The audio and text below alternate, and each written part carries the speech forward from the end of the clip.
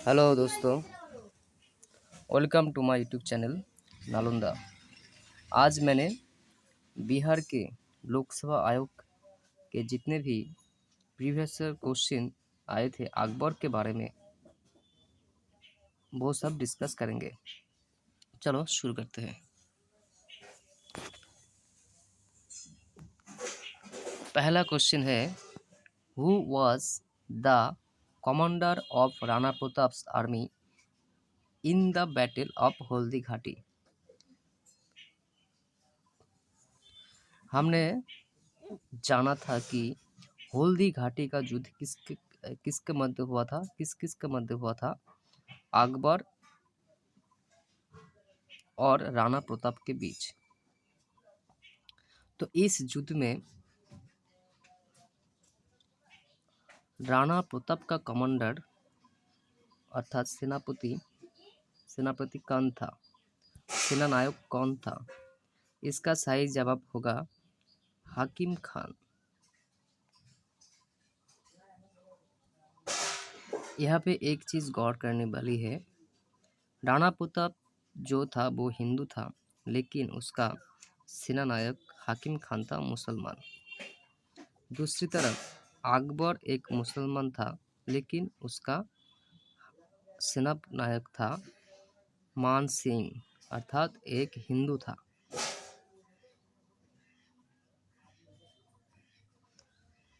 दूसरा question, who was Muslim rulers abolish the pilgrimage tax. कौन सा मुस्लिम रूलर है जिसने पिलग्रिम्स अर्थात तीर्थकर को खत्म किया था? इसका सही जवाब होगा अकबर। कितने साल में, कौन सी साल में, ये हम सभी को पता है। 1564 के बीच। इसके अलावा अकबर ने जिजिया कर को भी खत्म किया था।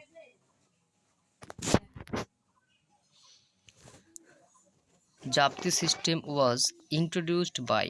जाप्ती प्रथा को किसने शुरू किया था? गयासुद्दीन तुगलक, सिकंदर शाह, शेरशाह या अकबर? इसका सही जवाब होगा अकबर।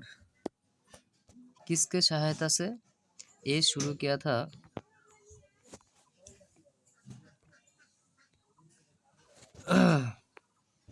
टोडरमल के सहायता से। टोडरमल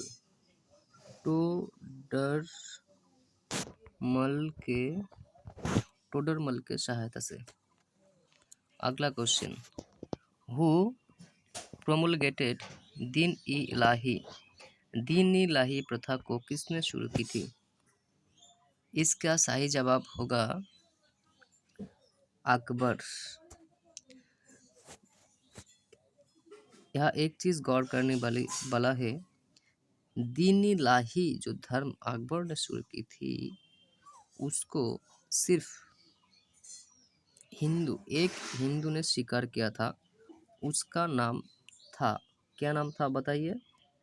उसका नाम था बीरबल। उसका नाम था Birbal.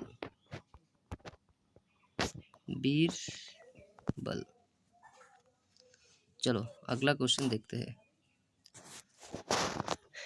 European paintings were introduced in the court of. European paintings were introduced in the court of. Europe के जो पेंटिंग थे वो किसके दरबार में शुरू किया गया था? किसके शासन काल में शुरू किया गया था? इसका सही जवाब होगा अकबर। इसका सही जवाब होगा अकबर। अकबर के दरबार में पहली बार यूरोपियन पेंटिंग का शुरुआत किया गया था, फॉर द फर्स्ट टाइम। चलो अगला क्वेश्चन देखते हैं। हु वाज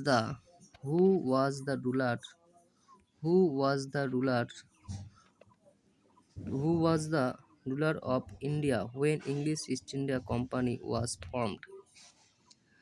जब ईस्ट इंडिया कंपनी की शुरुआत हुई उस समय मुगल के सिंहासन के गद्दी पर कौन सा मुगल सम्राट बैठा हुआ था? इसका सही जवाब होगा, पहले ऑप्शन देख लेते हैं, औरंगजेब, अकबर, जहांगीर, हुमायूं। और ये लास्ट वाला ऑप्शन दिया है वन ऑफ द अबव, अर्थात जो ऑप्शन दिया है उसमें से नॉन ऑफ द अबव, उसमें से कोई नहीं, more than one of the above, अर्थात एक से भी अधिक भी उत्तर हो सकता है। पहले हम जान लेते हैं इन सभी का शासनकाल। हमको सभी को पता है कि पहला सिंहासन में कौन बैठा था? बाबर। बाबर का शासनकाल था 1526 से 1530, ठीक है। उसके बाद हुमायूं सिंहासन में बैठा। हुमायूं का शासनकाल था 1530 से लेकर 1539। हमें सबको पता है जब बैटल ऑफ बिलग्राम हुआ तब हुमायूं को पराजित करके शेरशाह ने नए वंश का स्थापित किया। इसके बाद 1555 के लगभग हुमायूं ने फिर से मुगल साम्राज्य की स्थापना की। इसके बाद सिंहासन में बैठा जहांगीर, जो 1528 तक 1628 तक शासन किया। उसके बाद सिंहासन में बैठा शाहजहां एवं सबके बाद सिंहासन में बैठा औरंगजेब। हम सबको पता है ईस्ट इंडिया कंपनी स्थापित किस टाइम हुआ था? 1600 साल ईस्वी में। 1600 साल में 1600 ईस्वी में ईस्ट इंडिया कंपनी का स्थापित हुआ। तो ये जवाब सही होगा अकबर का टाइम। अकबर के समय मुगल सम्राट अकबर के समय मुगल सम्राट अकबर के समय मुगल सम्राट अकबर के समय ईस्ट इंडिया कंपनी स्थापित हुई थी। कितने साल में? 1600 ईस्वी में, ठीक है।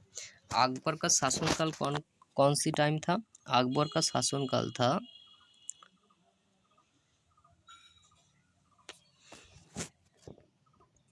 1556 से लेकर 1601,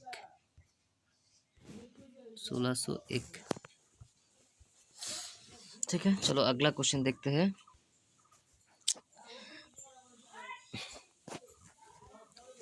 Akbar marched Bengal and Bihar in his empire. Akbar कब बंगाल एवं बिहार को मुगल साम्राज्य में मिला लिया था? इसका सही जवाब होगा, पहला ऑप्शन देख लेते हैं, 1590, 1575, 1576, 1572। इसका सही जवाब होगा 1576। किसकी सहायता से? अकबर बंगाल को अपने राज्य में मिला लिया था मानसिंह के सहायता से, ठीक है। चलो अगला क्वेश्चन देखते हैं। लिखा है तबक़त-ए-अकबरी which has been sometimes considered more reliable than Abul Fazl's Akbarnama was written by। तबक़त-अकबरी which has been sometimes considered more reliable than Abul Fazl Akbarnama was written by।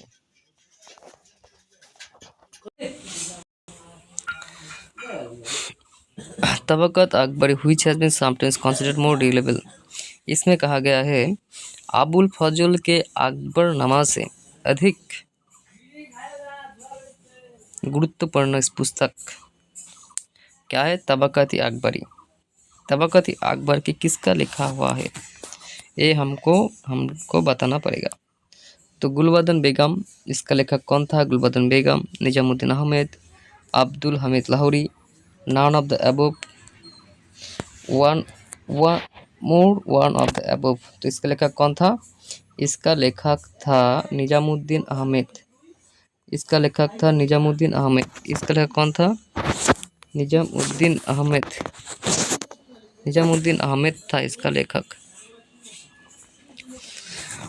अगला क्वेश्चन देख लेते हैं।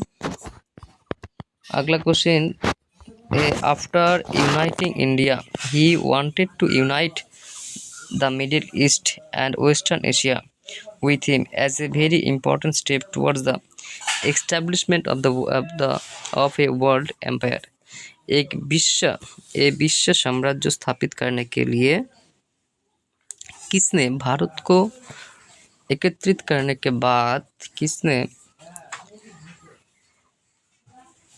मिडिल ईस्ट मध्य प्राच्य एवं western Asia को अपने साम्राज्यों को मिलाना चाहता था? वो कौन था? आरपी त्रिपाठी के अनुसार उसका नाम था कौन? बाबर, अकबर, शेरशाह सूरी, औरंगजेब। एक का सही जवाब होगा अकबर। तो अकबर जो एकमात्र शासक था जिसने वर्ल्ड एम्पायर था, विश्व साम्राज्य का स्थापित करना चाहता था। यही पे हमारा क्लास खत्म होता है। अगर आप लोग और भी ऐसा क्लास चाहते हैं तो कमेंट पे जरूर लिखिए। धन्यवाद।